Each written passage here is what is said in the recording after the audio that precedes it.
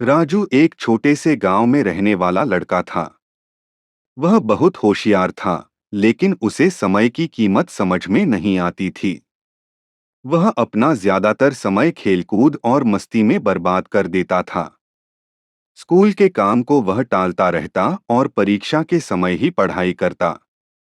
उसकी माँ उसे हमेशा समझाती, बेटा, समय बहुत कीमती होता है।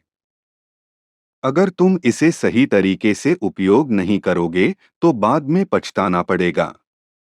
लेकिन राजू को यह सब बातें सुनने में अच्छी नहीं लगती थीं। समय की बर्बादी। राजू को क्रिकेट खेलना बहुत पसंद था। वह स्कूल से आते ही अपने दोस्तों के साथ खेलने चला जाता और देर शाम घर लौटता। जब उसकी माँ पूछती कि होमवर्क किया या नहीं, तो वह कहता, कल कर लूंगा माँ, अभी बहुत समय है।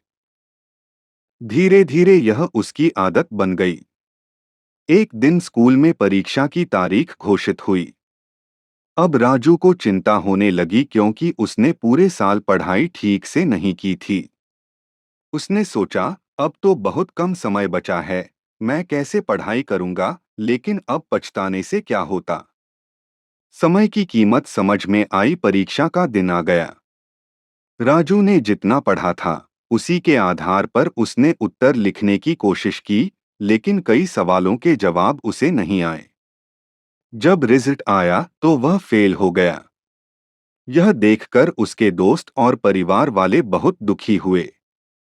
उस दिन राजू को एहसास हुआ कि उसकी माँ सही कहती थी, समय किसी के लिए नहीं रुकता। जो इसे बर्बाद करता है, उसे आगे चलकर पछताना ही पड़ता है। सबक और बदलाव। फेल होने के बाद राजू ने निश्चय किया कि अब वह समय का सही उपयोग करेगा।